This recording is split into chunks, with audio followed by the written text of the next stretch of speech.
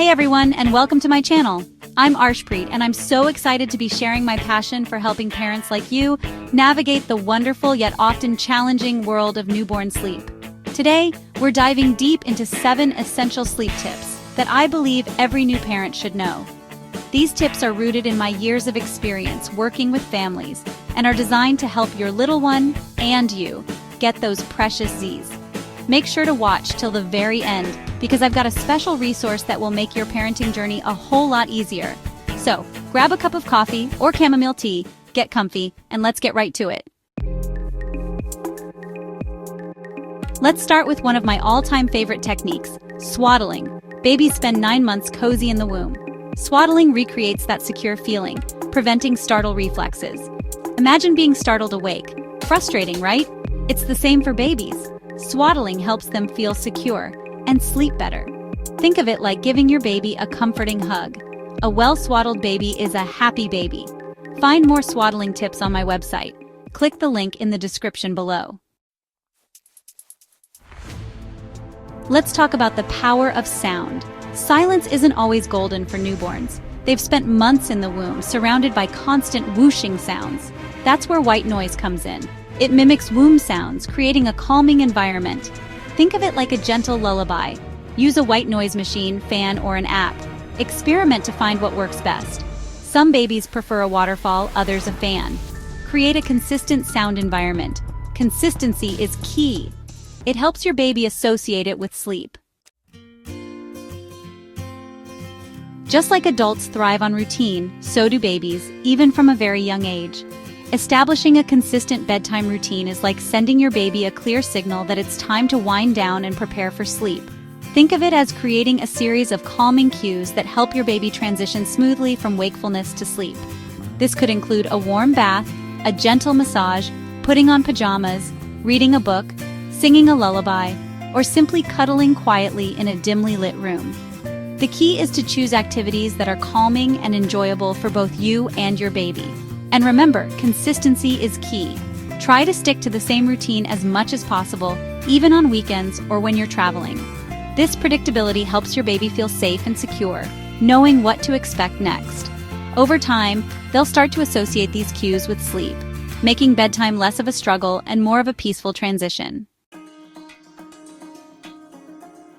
We all know how uncomfortable it can be to try and sleep in a room that's too hot or too cold. Well, babies are no different. In fact, they're even more sensitive to temperature changes than we are. That's why it's crucial to find the just right temperature for your baby's nursery. A room that's too warm increases the risk of overheating and even SIDS, or sudden infant death syndrome, while a room that's too cold can disrupt your baby's sleep and make them fussy. So, what's the ideal temperature? Most experts recommend keeping the nursery between 68 and 72 degrees Fahrenheit. You can use a room thermometer to monitor the temperature and adjust it as needed. And remember, babies are more likely to overheat when they're overdressed. Instead of piling on heavy blankets, dress your baby in light, breathable layers and use a sleep sack instead of a loose blanket. Just like us, babies sleep better when their tummies are full and content. Feeding your baby right before bedtime can help them feel full and satisfied, increasing the chances of them sleeping for longer stretches at night.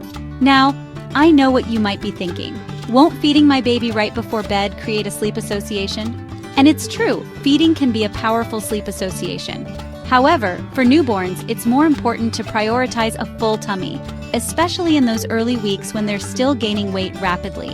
As your baby gets older and their sleep patterns mature, you can gradually shift the last feeding earlier in the evening. But for now, focus on establishing healthy feeding habits and ensuring your baby is well fed before bedtime. Remember, a hungry baby is a wakeful baby, so listen to your baby's cues and feed them on demand, especially in those early months. When it comes to our little ones, safety is always the top priority, especially when it comes to sleep. Creating a safe sleep environment for your baby is crucial for reducing the risk of SIDS and other sleep-related hazards. The first and most important rule, always place your baby to sleep on their back on a firm, flat surface. This means no sleeping on their sides or tummies and no soft bedding like pillows, blankets, or stuffed animals. These items, while seemingly harmless, can pose a suffocation risk. Your baby's crib should be free of any clutter and distractions. Choose fitted sheets specifically designed for cribs and avoid using crib bumpers. Remember, a bare crib is a safe crib.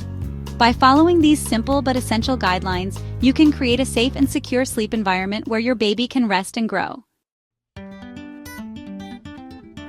Babies communicate with us through their own unique language of cries, coos, and body language. Learning to recognize your baby's early sleep cues is like cracking the code to their sleep needs. Instead of waiting for your baby to become overtired, which can actually make it harder for them to fall asleep, watch for those subtle signs of tiredness. These might include rubbing their eyes, yawning, pulling at their ears, becoming fussy, or even staring off into space. These are your baby's way of saying, "Hey, I'm getting sleepy. Time for bed." Responding to these early cues and starting your bedtime routine can make a world of difference in how easily your baby falls asleep. It's all about finding that sweet spot between not letting them get overtired but also not putting them down for a nap when they aren't actually showing sleep cues. It takes practice, but trust your instincts. Congratulations! You've just unlocked 7 essential sleep tips that can help your newborn sleep soundly through the night, or at least for longer stretches. Remember, every baby is unique, so be patient, stay flexible, and find what works best for your little one. If you found these tips helpful, don't forget to give this video a big thumbs up and subscribe to my channel for more parenting tips and tricks. And for a more comprehensive guide to navigating those precious early months, be sure to check out the link in the bio. It's packed with even more in-depth information, practical advice, and helpful resources that will make your parenting journey smoother and more enjoyable. Until next time, sweet dreams to you and your little one.